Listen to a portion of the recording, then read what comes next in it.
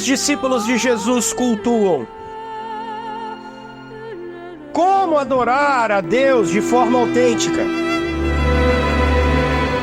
O objetivo dessa série é simples: aprender a adorar com o próprio Senhor Jesus, ser conduzido pela Escritura e impulsionados pelo Espírito Santo.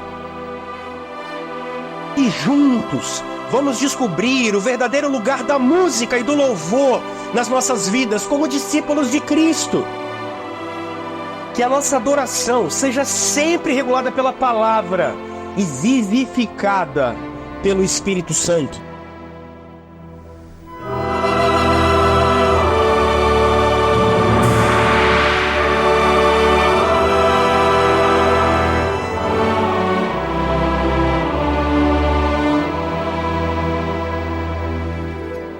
Queridos, vamos abrir a palavra de Deus em Apocalipse capítulo 7.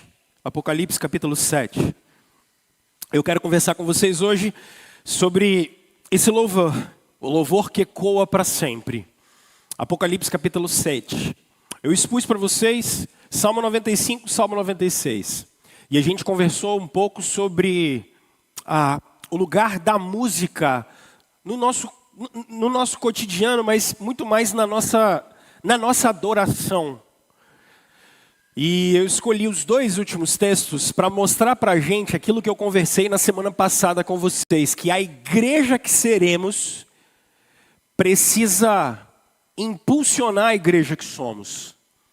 A igreja que nós vamos ser na eternidade, essa igreja, precisa ecoar na gente hoje, porque a eternidade já é vivida para os discípulos de Jesus agora. Então hoje eu quero que a gente converse sobre isso, sobre esse louvor que ecoa para a eternidade, pela eternidade afora. Semana passada nós conversamos sobre Apocalipse capítulo 5. E agora eu quero mostrar para você a mesma visão no capítulo 7 do Apocalipse. Vamos lá. Depois disso vi 4 anjos em pé, nos 4 cantos da terra, retendo os 4 ventos para impedir que qualquer vento soprasse na terra, no mar ou em qualquer árvore. Então vi outro anjo subindo do Oriente. E o que aconteceu com ele? Ele tinha o selo do Deus vivo.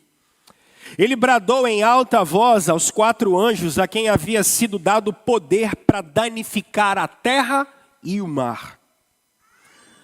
Não danifiquem nem a terra, nem o mar, nem as árvores, até que selemos as testas dos servos do nosso Deus.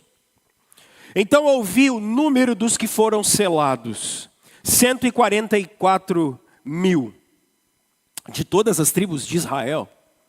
Da tribo de Judá foram selados 12 mil, da tribo de Ruben 12 mil, da tribo de Gade 12 mil, da tribo de Aser 12 mil, da tribo de Naftali 12 mil, da tribo de Manassés 12 mil, da tribo de Simeão 12 mil, da tribo de Levi 12 mil, da tribo de Issacar 12 mil, da tribo de Zebulon 12 mil, da tribo de José 12 mil, da tribo de Benjamim 12 mil.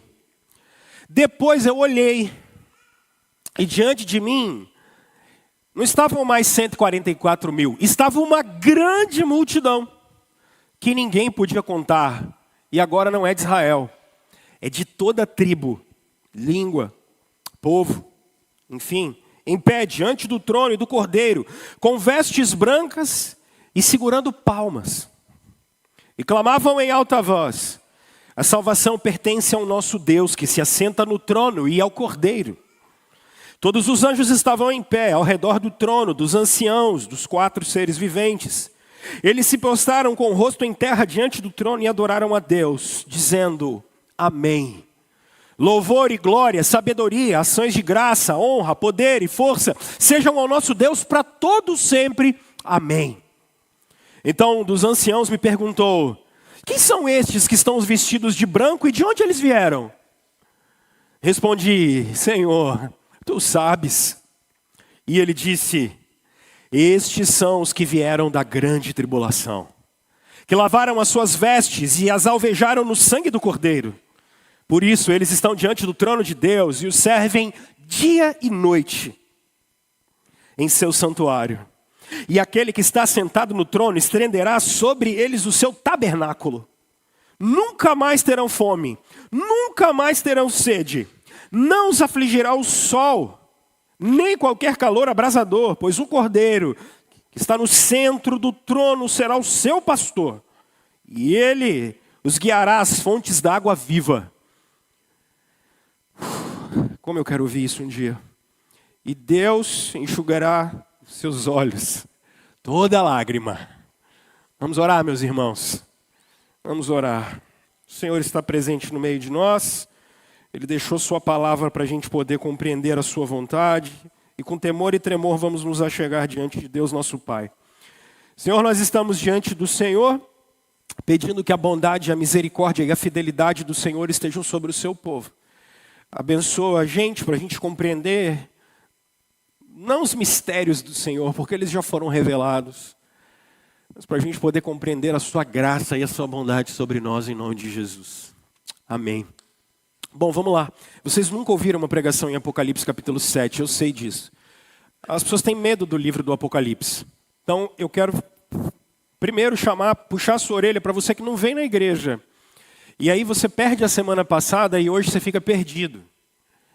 Eu entendo quando você não vem na igreja porque você teve algum problema. O que a gente precisa botar no nosso coração é assim: eu preciso parar com essa leniência de não ir na igreja dia de domingo. E de não levar com seriedade esse negócio de ir adorar com os meus irmãos. A gente precisa parar com isso. Domingo é dia de ir para a igreja. Primeiro dia da semana, dia da ressurreição dos mortos. É dia de, como comunidade da aliança, a gente está adorando Jesus. Isso é sério. Então você vai no meio da semana pegar o que eu preguei em Apocalipse capítulo 5 para você se contextualizar. Mas eu consigo te botar no prumo aqui e te ajustar. Apocalipse não é um livro difícil de interpretar, ele é fácil. Ele vai ser escrito pelo apóstolo João, lá no final do primeiro século. O apóstolo João está exilado na ilha de Patmos, já bem idoso, alguns dizem com a visão já não muito boa. E ali era o circo de Domiciano. Domiciano era o imperador romano que mandava matar os cristãos a todo momento. Se você fosse um cristão do primeiro século, a qualquer momento, por exemplo, amanhã a gente acordaria de manhã e cadê o Arthur? E a gente ia dizer, César mandou matá-lo. Mas cadê o Felipe? César mandou prendê-lo. Ele já não está mais no meio da gente. E os cristãos que poderiam ficar desesperados, porque a perseguição era tanta e eles podiam morrer a qualquer momento, a pergunta que os cristãos do primeiro século estão fazendo é: cadê Jesus? Cadê o Senhor? Segunda pergunta: o que acontece com o Arthur que morreu? E o que acontece com a gente que fica? Essa é uma dúvida dos cristãos do primeiro século. Então, o Espírito Santo inspira João, porque João recebe a revelação das coisas que estão acontecendo. Ou seja, João recebe a revelação de quando Jesus entrou nos céus, encheu todas as coisas com a sua glória, se assentou no trono, começa o milênio, Jesus reina durante esses 1000 anos e você está nesse milênio, e Cristo vem. Essa é a mensagem de Apocalipse. Cristo vem. O livro de Apocalipse não é um livro em que você vai vendo a história com início, meio e fim, porque ele é um livro judeu. Ele não é um livro brasileiro, não é um livro em português, ele é um livro que um hebreu escreveu. João é hebreu, escrevendo no contexto de Roma. Então, o que ele faz? Ele recebe essa revelação e ele usa um recurso que é o recurso apocalíptico, como o livro de Zacarias, por exemplo. João pega a mesma mensagem e repete ela 7 vezes no livro do Apocalipse. Por 7 vezes você tem a mesma mensagem sendo repetida. E qual é a mensagem? No final, o Cordeiro vence. Então você é um judeu ou um cristão no primeiro século, você é um cristão no primeiro século, e está com medo da perseguição, Jesus já não está mais ali. O que você vai fazer? Por que você continua sendo crente? João está mostrando, fiquem tranquilos, Cristo está sentado no trono, Cristo está governando, Cristo venceu e Cristo voltará. A primeira sessão está do capítulo 1 a 3. A segunda sessão do capítulo 4 a 7. E a terceira, quarta, 7 vezes o mesmo evento sendo repetido. Só que qual é o foco de João aqui? No primeiro, ele bota como se fosse a Jéssica falando. No segunda vez, é como se fosse o Rômulo falando. Na terceira vez, é como se fosse o Arthur falando. São 7 vezes o mesmo evento sobre óticas diferentes. Vocês têm dificuldade para entender porque são portugueses, ou melhor, brasileiros que falam português. Os irmãos do primeiro século não têm. Por quê? João, quando vai redigir isso, o que ele faz? Ele pega instrumentos dos profetas. Então aqui está cheio de linguagem de Ezequiel, de Jeremias e especialmente de Isaías. Por isso que parece muito mistério, mas não é. Se você leu Isaías, Jeremias e Ezequiel e entendeu, Apocalipse é facílimo. Facílimo. E reparem, semana passada, o que eu conversei com vocês? Bom, a mensagem ali era, o cordeiro, o João, está desesperado, porque tem um livro selado e que ninguém consegue abrir. Esse livro tem um selo perfeito. O livro é a história da humanidade. Ninguém consegue consertá-lo, ninguém consegue abrir, ninguém consegue ajustar a história da humanidade, ninguém consegue dirigir a história da humanidade. João chora muito.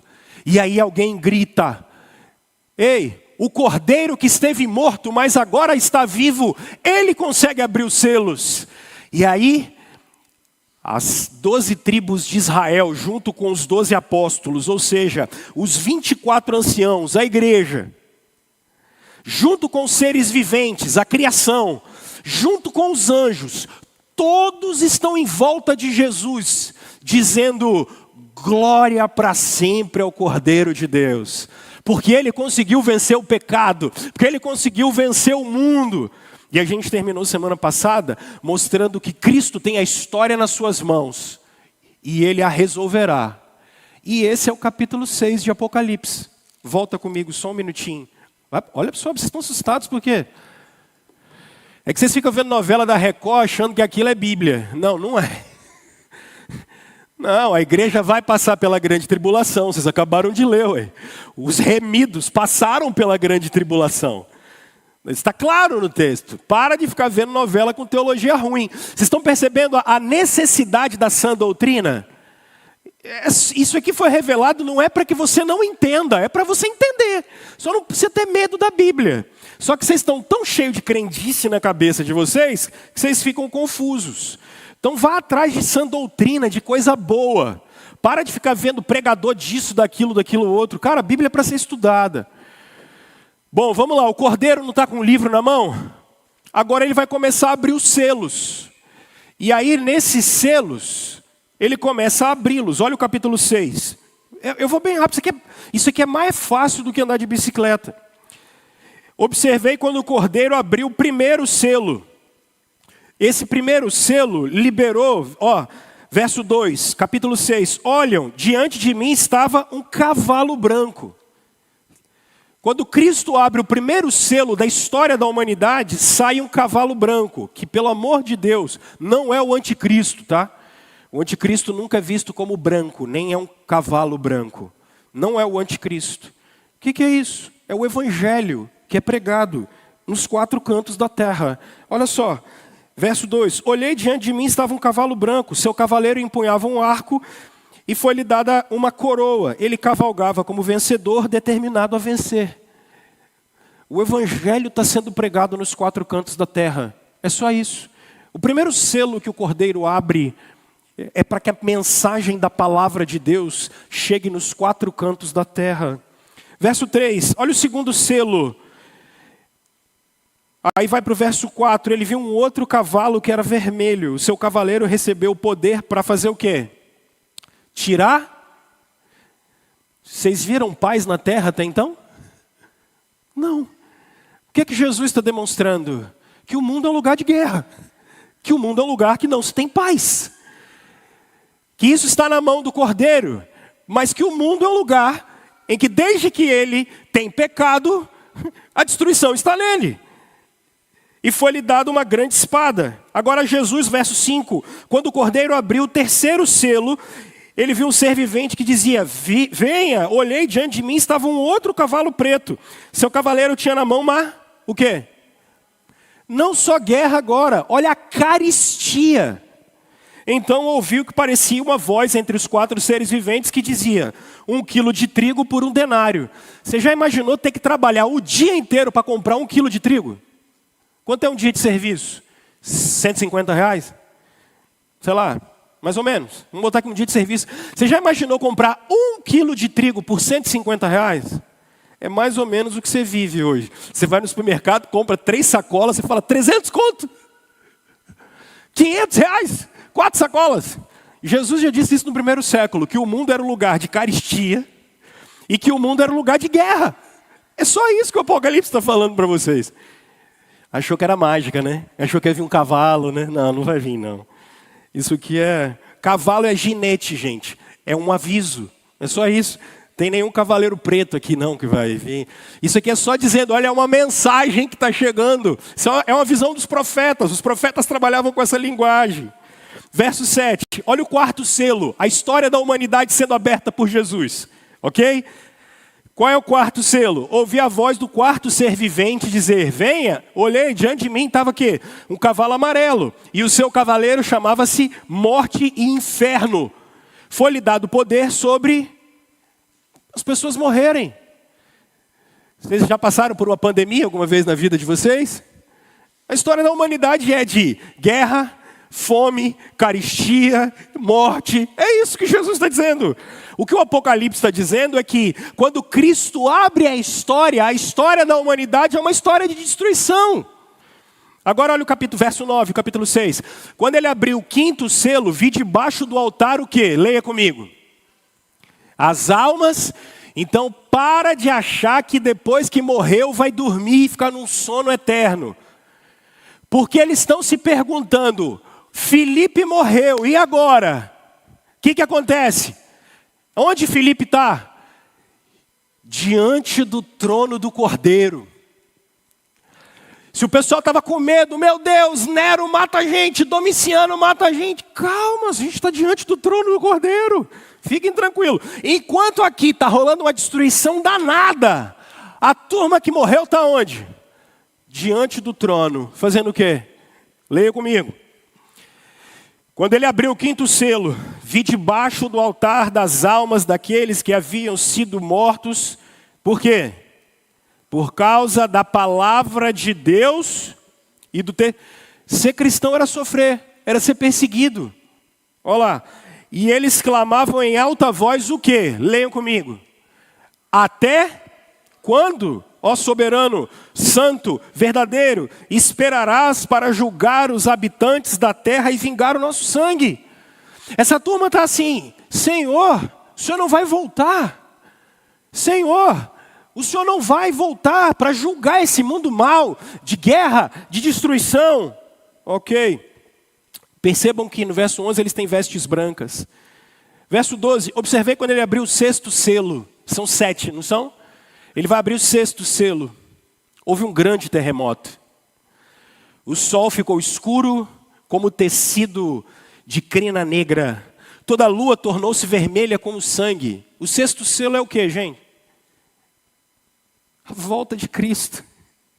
Vocês não se lembram que Jesus, no sermão escatológico dele, ele disse que haveria guerras, rumores de guerras, e depois o sol se transformará, a lua. Isso é Mateus, capítulo 24, 25. Guerras, caristia, fome, uma problemaiada danada, gente morrendo. Quando você acha que não tem mais solução, o que acontece? Grande tribulação, e o Cordeiro vem. Essa é a história. É fácil, não é?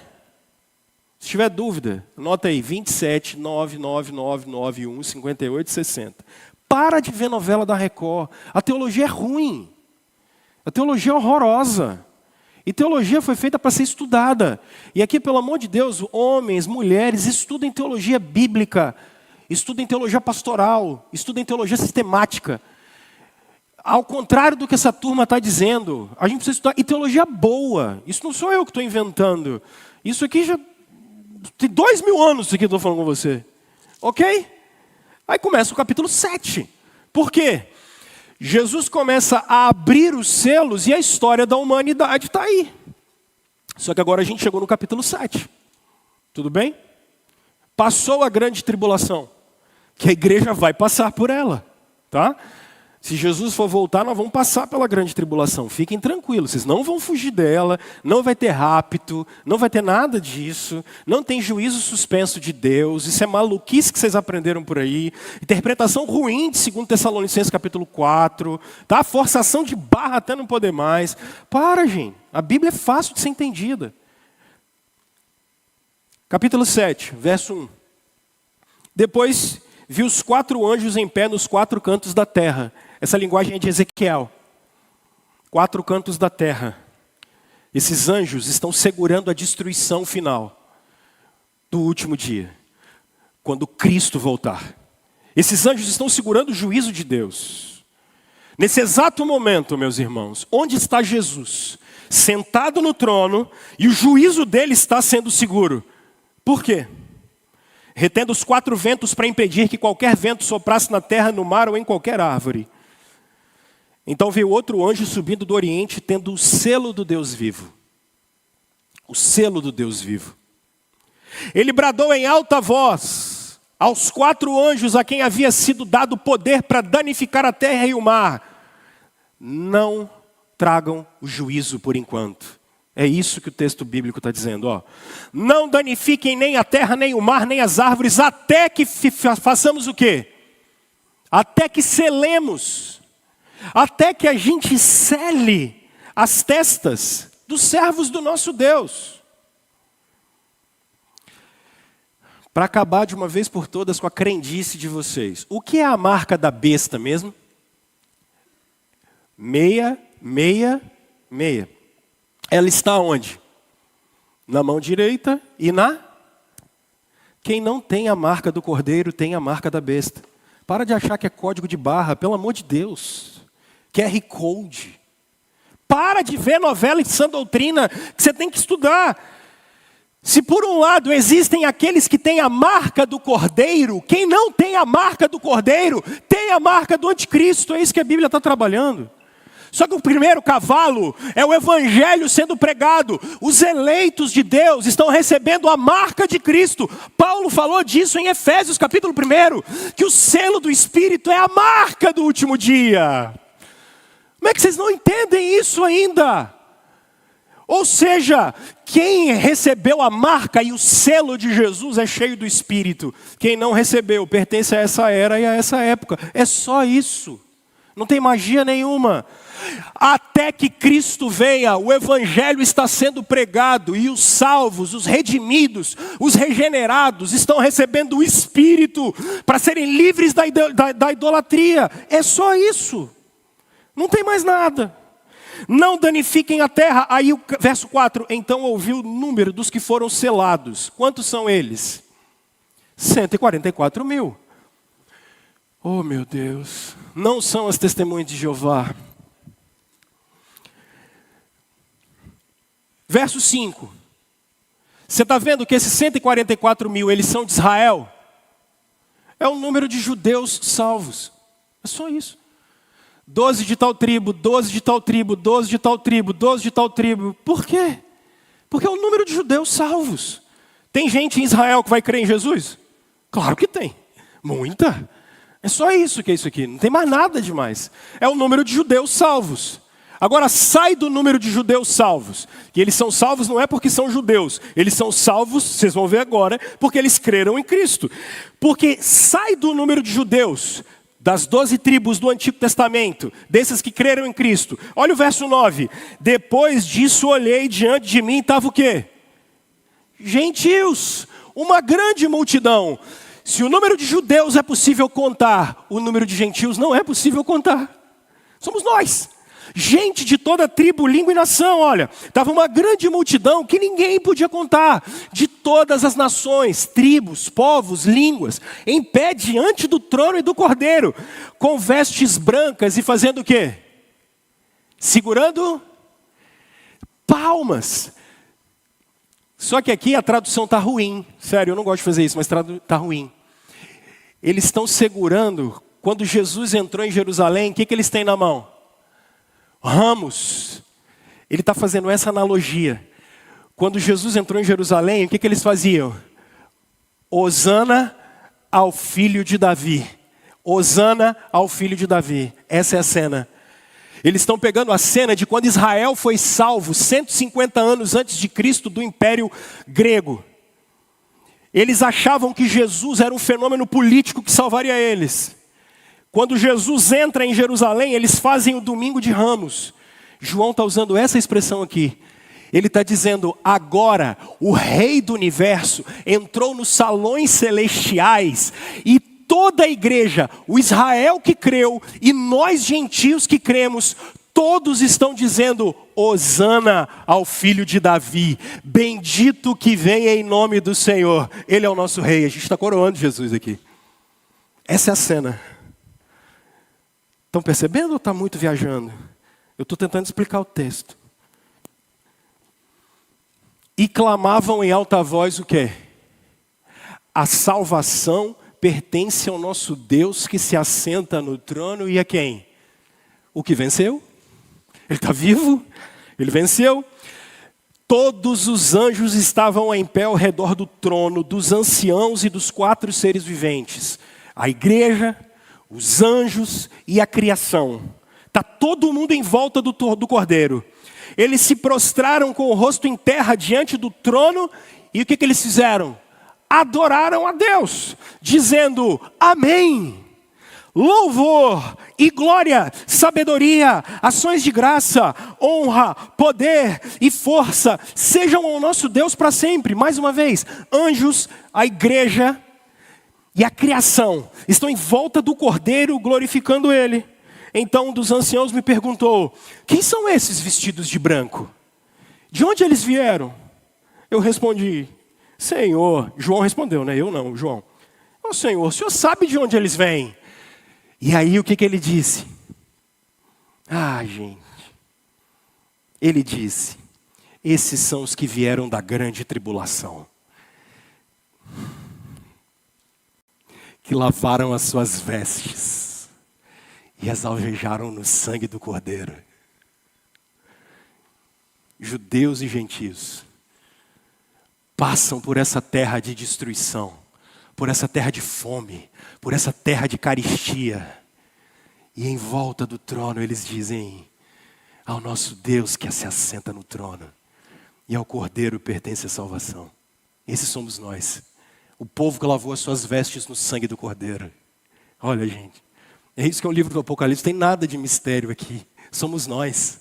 A igreja, todos os que creram em Jesus, judeus e gentios, que passaram pela cruz, que foram perdoados, justificados. É isso, é só isso.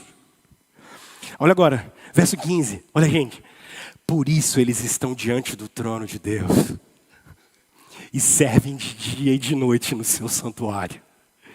E aquele que está sentado no trono estenderá sobre eles o seu tabernáculo. Não é templo, Deus vai habitar com a gente. Se lá no antigo Israel ele habitava numa tenda, agora ele vai habitar com a gente. Cristo vai ser a luz das nações. Cristo vai ser a luz dos povos. Nunca mais, gente. Nunca mais vai ter guerra. Nunca mais. Fome. Sabe isso? Pix. Nunca mais. Acabou. Não tem mais. Não tem mais fome. Não tem mais sede. Isso não existe mais. Não os afligirá o sol, nem qualquer calor abrasador. Nunca mais. Acabou. Por quê? Porque o Cordeiro que está no centro do trono, não sou eu, esquece Rômulo. Ele vai ser o pastor da gente para a eternidade toda. Ele é o bispo das nossas almas. É sobre Jesus. Não olha para mim, eu sou falho, vou morrer, sou caído, peco, caio. Não sou o pastor de vocês. O pastor de vocês é Cristo. Porque também é o meu. Pois o Cordeiro que está, ele é o pastor, ele os guiará a quê? A fonte da água viva. E olha que loucura isso. E Deus vai enxugar dos seus olhos toda lágrima. Ô gente, isso aqui é bonito demais. A Bíblia é bonita demais. É só isso. Deus vai enxugar dos nossos olhos toda lágrima. Eu sei, você sabe, e eu tenho que aplicar música a isso, né? Mas vocês percebem o que a reforma protestante é? É só abrir a Bíblia e explicar ela, sem mistério. Viu como é que é fácil entender? Você não precisa ficar com aquela doideirada toda. Duas perguntas. O que a gente pode aprender com esse texto? Número 1. Bom, a primeira coisa que a gente pode aprender é que Deus escolheu e Ele está selando um povo para Ele. Então você que ainda continua relativizando, dizendo que Jesus morreu por todo mundo, dizendo que o que importa é fazer o bem, dizendo que o que importa é a sinceridade, pode parar. Não, Deus escolheu um povo para si, Deus está selando esse povo. E a pregação do Evangelho é o que salva. A pregação do Evangelho é o que traz arrependimento e fé. É o que justifica. Porque a fé em Cristo é que justifica. Segunda coisa que a gente pode aprender com esse texto. Deus lavou e purificou o povo no sangue de Jesus. Esse mundo foi derrotado há 2000 anos naquela cruz. Você não pode esquecer disso. A morte e a ressurreição de Jesus é a inquisição do velho mundo. É a inquisição do velho homem. A morte de Jesus. Quando ele olha lá no jardim, ele diz, vamos porque o príncipe desse mundo vai ser julgado. Lá vem o príncipe desse mundo e nada tem em mim. E agora ele vai ser julgado. Esse mundo já foi julgado 2000 anos atrás e ele perdeu. Pastor, como assim? Porque Cristo ao terceiro dia ressuscitou dos mortos, a nova criação começou. Cristo já começou a nova criação. Você não pode se esquecer disso. Crentes são aqueles que morreram para esse mundo e nasceram para uma nova criação. Cristo está vivo. E a nova criação, a nova Jerusalém, o novo céu e a nova terra começam com a gente. Quando vocês estão aqui, vocês estão anunciando domingo após domingo que a nova criação começou. Terceiro, Deus não vai livrar a gente da grande tribulação. Vai piorar. E vai piorar muito. Vai piorar muito.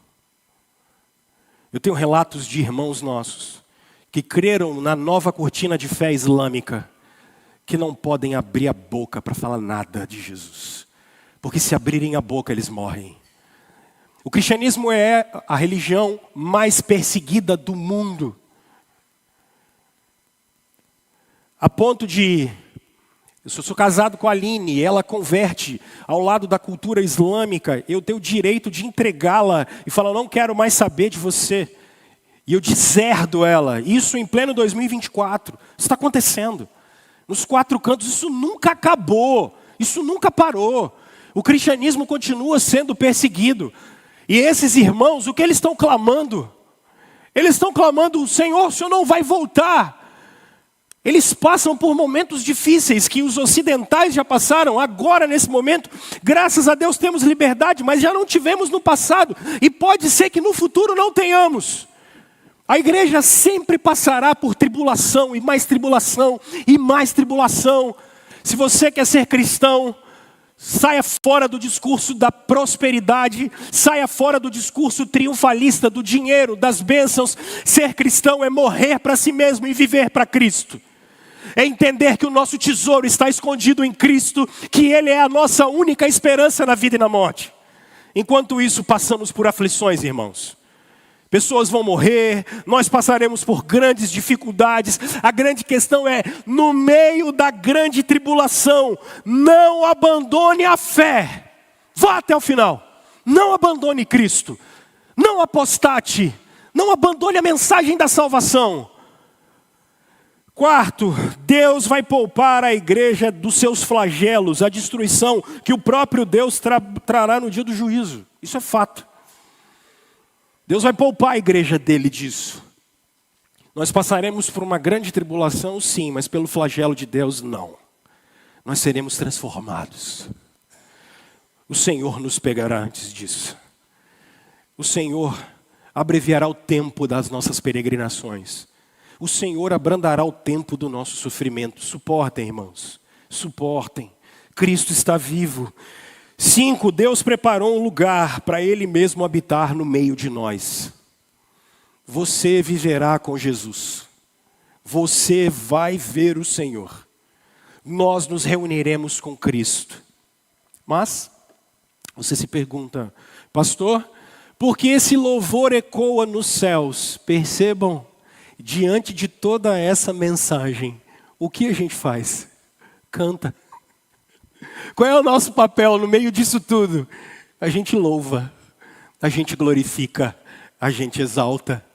Observe que em volta do trono do Cordeiro, enquanto Ele faz todas essas coisas, o que estamos fazendo nós, meus irmãos? Olha o verso 11. O verso 10. E eles clamavam em alta voz. O que eles clamavam em alta voz com os ramos? A gente não está cantando. Sabe o que significa Hosana ao filho de Davi? Oxaná significa ó salva-nos, Senhor, nós te pedimos. O que eles clamavam para Jesus quando o domingo de Ramos aconteceu? Ó salva-nos, filho de Davi, nós te pedimos. Só que o problema é que a salvação que Jesus queria dar para eles não queriam, né? Esse que é a questão. E a multidão é tão manipulável que 7 dias depois eles estavam matando Jesus.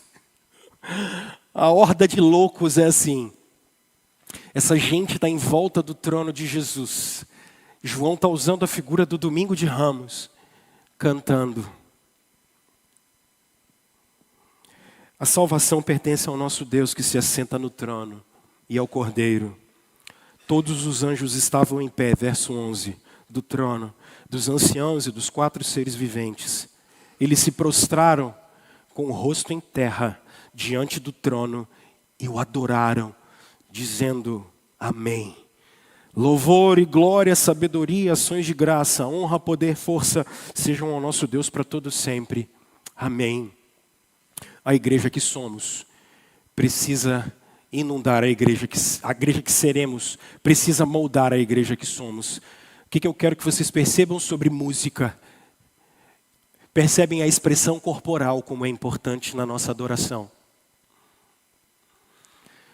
Ramos, palmas, voz alta, clamando ao Cordeiro, se ajoelhando diante dele, adorando como no Salmo 95 e 96, com a cabeça na terra, os braços abertos para receber as bênçãos de Deus. Meus irmãos, diante de tão grande mensagem, qual é a nossa resposta? A nossa música precisa ser algo que vai ecoar na eternidade e agora com expressão corporal. Rapidamente, para eu poder acabar. Eu vou fazer só 3 aplicações. Vocês se lembram quando Jesus encontrou o gadareno? O que os demônios fizeram? Eles se ajoelharam. Os demônios se ajoelharam. João diz que os demônios creem e tremem. A gente nem tremer não treme. A gente tem vergonha de se ajoelhar no quarto, aqui, de se ajoelhar diante do Senhor. Ai, o que Ele vai pensar de mim? Nada! Nada! Você não tem que pensar nada. Eu estou diante da mensagem eterna. Vocês se lembram de Maria, irmã de Lázaro? Agradecida porque Jesus ressuscitara o seu irmão, o que ela faz? Ela pega o seu cabelo, que era sinal de honra, e começa a enxugar os pés de Jesus, tamanho choro dela diante do rei. porque ela entendeu que até a morte estava nas mãos de Jesus, ela se ajoelha e chora diante do Senhor, a expressão corporal. Eu sei que alguns irmãos usaram de emocionalismo, mas a mensagem da cruz tem que bater na gente, a mensagem da ressurreição tem que tirar você do seu lugar. Isso tem que mexer com você, tem que queimar em você. Se você não entendeu, os seus ídolos políticos não vão resolver o problema desse mundo. Sai dessa narrativa louca, volta para a narrativa bíblica e perceba o Cordeiro vencendo. Não é ideologia nenhuma que vai resolver o problema do mundo, é o Cordeiro. Isso já está sendo dado há 2000 anos, isso tem que mexer comigo e com você. Mas não é só isso. Vocês observam que até a incredulidade de Tomé fez com que ele olhasse as mãos do Cristo ressuscitado, se ajoelhasse aos pés dele e falasse: Senhor meu e Deus meu. E a gente é indiferente. A gente é indiferente à mensagem poderosa de Jesus. Mas não é só isso. Vocês lembram do Paulo no caminho de Damasco, quando ele encontra com o Cristo ressuscitado? Alguns dizem que Paulo caiu do cavalo, né? Onde é que vocês viram o cavalo no texto? Não tem cavalo ali, pelo menos não que o texto diga. Se ele estava de cavalo ou não, eu não sei. A gente inventa, né? Bota umas coisas na narrativa bíblica que não está. Aonde a Bíblia não tem boca, você não tem ouvido. Você tem que aprender isso.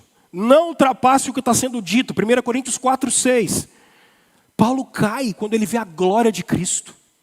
A gente não pode se esquecer disso. Isso é expressão corporal, gente. Vocês já viram, por exemplo, no livro de Jó, quando Deus fala com Jó: Jó, onde você estava quando todos os anjos cantavam enquanto eu criava todas as coisas? Ah, meus irmãos, você não pode mais ser indiferente à mensagem de Jesus. E aí, o que eu estou querendo dizer com expressão corporal? O nosso cantar, a nossa expressão corporal precisa ser de palmas, de glória a Deus nas maiores alturas. Você tem que parar de ter vergonha disso. É lógico que a gente faz tudo com ordem e decência, senão eu mando parar. Sem problema nenhum. Bagunça aqui não é lugar disso. Mas é a gente olhar e em voz audível, a plenos pulmões, começar a dizer: o Senhor é santo, porque eu entendi o que você fez. Eu entendi a sua obra na minha vida. Eu entendi o peso da sua glória. Vocês percebem como isso aqui não é um exercício religioso, simplesmente? Isso aqui é um povo que foi lavado no sangue do Cordeiro, que vem diante dele dizer: ao nosso Deus que se assenta no trono e ao Cordeiro seja a salvação. Você está dizendo, se tem alguém que podia resolver todos os problemas até o da morte, é Cristo. É isso que você veio fazer aqui. Você não veio fazer mais nada, não veio olhar a vida de ninguém, não veio se preocupar com ninguém. Eu vim com os meus irmãos ver o drama de Deus. Ele está vivo. Eu vim celebrar a glória dele. Por isso o nosso cantar tem que ser vibrante. Segunda aplicação. O que a gente canta? As grandezas de Deus, pessoal. Olha o que eles estão cantando. A igreja que a gente vai ser precisa moldar a igreja que a gente é. Eles estão cantando as grandezas de Deus. Eles não estão cantando para vocês se sentirem bem. Porque o que nos faz bem, a glória de Cristo nos faz bem. O nome de Jesus sendo exaltado nos faz bem. É isso que... A salvação do perdido nos faz bem. Um novo arrependimento de alguém. Os céus estão alegres, então nós estamos bem. Abatidos, completamente combalidos, destruídos, detonados, mas o nome de Cristo está exaltado. Então a gente vai continuar firme até o final. Essa é a mensagem do cristianismo. Nós vamos com o Senhor até o final. Nós vamos com Ele até o final. Não se esqueçam disso. É por isso que a gente precisa conhecer mais uma vez sã doutrina. Senão você vai cantar o quê? Você quer que eu cante o quê? Cantar doideira? Vocês precisavam ver a cara de vocês quando eu comecei a expor o texto. Agora vocês estão mais calmos. Vocês estavam assustados. Porque sabe o que vocês queriam? Que eu inventasse um significado doido aqui, que ficar contando o dia, era, 3 anos e meio, para vir anticristo, que vai vir dos Estados Unidos, que vai vir de Israel. Para de loucura, não tem isso. O texto é claro, ele é simples. Ele foi feito para gente simples, do primeiro século, que estava sofrendo. Não tem nada escondido. Não tem nenhuma fantasia. É o drama de Deus, que por causa do pecado entrou na história, para reverter o efeito do pecado, para lavar e redimir um povo que agora vive aguardando o seu rei. É só isso, gente. Para de complicar as coisas. E a gente precisa entender sã doutrina por isso, porque senão o que a gente vai cantar? Emocionalismo? Não dá. Mas não é só isso, a gente precisa conhecer quem Deus é. Eu tenho que parar de conhecer o Deus do pastor Rômulo, o Deus que Rômulo viveu. Eu preciso conhecer o Deus que eu me relaciono, que se manifestou em Jesus. Ele está disponível para a gente conhecer a Ele, se relacionar com o ser dEle, sem mediação de igreja, sem mediação de pastor, sem mediação de profeta, porque Ele disse que Ele te levaria até a presença dEle. O que é que você canta, o que você vive com Deus? A nossa música é o que a gente vive com Ele. Eu posso dizer que eu fui glorificado porque eu sei o que eu era e eu sei quem eu sou agora. Eu sei o que Ele fez na minha vida. Eu sei que existe um povo, porque eu estou vendo esse povo todo dia, o tempo todo. Eu vivi isso, a necessidade da gente conhecer a obra de Deus. E aí, por favor, sentimento, experiência não vão guiar a nossa adoração. Hoje você pode falar assim, eu não estava bem para vir aqui, não interessa. Você vai perder a oportunidade de se encontrar com Cristo. Nossa, tem 5 semanas que eu não vou na igreja porque eu não me sinto bem. Tá, você está perdendo 5 semanas de oportunidade para junto com seus irmãos falar da glória de Cristo. Está perdendo essa oportunidade. Com esse humanismo fajuto de que você faz isso dentro de casa sozinho. Com essa mentira. A gente está em volta do trono. Pelo amor de Deus, gente. Nós não somos guiados por atalhos, a gente é guiado pela sã doutrina. É ela que faz a gente adorar. Terceiro e último, a nossa adoração aqui é a expressão da obra de Cristo. Lembrem-se, nosso Senhor sabia disso que João falaria 70 anos depois. Nosso Senhor disse, todo o poder me foi dado, aonde? No céu e na terra. Por isso vão e façam discípulos de todas as nações, batizando-os em nome do Pai, do Filho e do Espírito Santo. E esses sinais acompanharão os que creem. Ele disse isso, porque o poder é dele. Ele venceu o diabo, ele venceu a morte, ele venceu esse mundo, ele crucificou esse mundo. Ele crucificou o poder e a maldição que estavam sobre nós. Todo o poder está na mão de Jesus, porque é dele por direito. Ele é o Rei dos Reis, Ele é o Senhor dos Senhores. Os demônios já sabiam disso, porque olharam para Ele e disseram em Gadara, antes do tempo você veio condenar a gente? Cristo, Filho do Deus Altíssimo. Eles já sabiam disso. Eles já sabiam que era impossível parar o Rei da Glória. Eles sabiam que era impossível parar a caravana da vida que chegava através de Jesus Cristo. Essa é a mensagem do Rei, irmãos. Essa é a mensagem do Rei. Cristo é dono da criação. Tudo é de Cristo por direito. Nós somos de Cristo.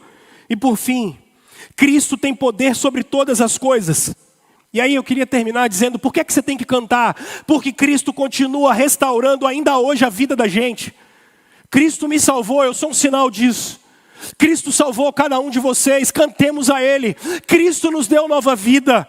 Cristo restaura casamento, Cristo restaura família, Cristo restaura saúde. Jesus Cristo continua vivo pelos séculos dos séculos. Toda a autoridade é dele. Qual é a sua reação a Ele? Indiferença. Se até os demônios reconhecem, é indiferença. É na hora de adorar, esquecermos Jesus, colocarmos homens. Adorarmos relógio Rolex, igual esse monte de pastor doido faz. É carro, é grana, é status. É sobre Cristo, pelo amor de Deus. É sobre o Rei do Universo. É sobre o Senhor de todas as coisas. Quando você vier adorar Jesus, abandone tudo e olha, eu estou diante de Cristo. Eu estou diante do Senhor. Tudo está entregue diante do Senhor. A minha vida é sua. Onde estão os nossos irmãos que nos deixaram e partiram? Eles estão com Cristo, meus irmãos. Eles estão com Jesus, o Senhor dos Senhores, o Rei dos Reis. Eles já estão na presença do nosso Mestre. E eles estão nesse exato momento debaixo do trono de Deus, dizendo, até quando, Senhor? Até quando, Senhor? E vai chegar um dia, meus irmãos, em que nós ouviremos da boca do Rei, eis que faço novas todas as coisas. Ele dirá, e nós poderemos clamar a plenos pulmões, já não haverá mais choro, mais morte, nem pranto, porque Ele fez novas todas as coisas. O texto termina dizendo: Deus enxugará dos seus olhos toda lágrima. Toda lágrima. Ninguém faz isso, só Cristo. Pelo amor de Deus, venha adorar Jesus Cristo. Venha adorar o Senhor dos Senhores. Venha adorar aquele que está vivo pelos séculos dos séculos. Os selos continuam sendo abertos e Cristo continua reinando. Não tarda o tempo da sua vinda, o apóstolo Pedro nos ensinou. Mais cedo ou mais tarde, Ele rasgará os céus e nós o veremos e seremos recolhidos com Ele, o nosso Rei. Essa é a mensagem do cristianismo. Não deixe de clamar, não deixe de adorar. Eu tenho que fazer duas coisas. Primeiro, me acalmar. Ô, gente, isso é muito grande. Isso é muito grande. Isso é muito grande. Vocês entendem por que o apóstolo Paulo está dizendo que esse é o poder de Deus? Eu não me envergonho do evangelho, porque esse é o poder de Deus. Porque quando ele é exposto, a nossa alma está exposta. A gente está exposto a Jesus. Não é retórica religiosa. Eu não tenho o poder de convencer vocês. Por melhor que eu possa falar, por mais que eu tente preparar sermão e fico a semana inteira nesse negócio, o poder é do Espírito. Se não é o Espírito para convencer a gente, você pode ler, reler, cantar e não resolve nada. É por isso que ele está assim, Paulo chega para Corinto e fala assim: eu resolvi no meio de vocês não saber nada, a não ser Cristo. Porque é grande demais. A linguagem não dá conta. A linguagem e a expressão não dá conta. Porque é Cristo, é só Cristo. É só Ele. É só o nosso Rei bendito. Por que a gente não abre mão da Escritura? Sem ela, como é que a gente sabe dessas coisas? Não tem como saber. Quando você for cantar, e eu estou terminando essa série agora, eu quero que isso seja um divisor de águas na vida dessa igreja. Eu não estou conduzindo louvor à toa. Eu estou indo na nossa tradição calvinista. João Calvino ficou por 30 anos em Genebra conduzindo o canto da igreja. Eu não vou ficar 30 anos. Meu combinado com o conselho é só durante 1 ano. Porque o que eu quero, que entendeu que Cristo Jesus é nosso Senhor. E a gente louva Jesus com intensidade. A gente adora Jesus com intensidade. Não dá para ficar indiferente diante do Rei. É impossível. É sobre o Senhor. E o que eu quero que a partir de agora, por favor, irmãos, vocês não se esqueçam disso. A gente está diante do Rei. Diante do Rei. A gente glorifica o Senhor dos Senhores. Domingo é dia de adorar. Dia de celebrar. Dia de celebrar a nova criação. O Rei está vivo. O Rei está vivo.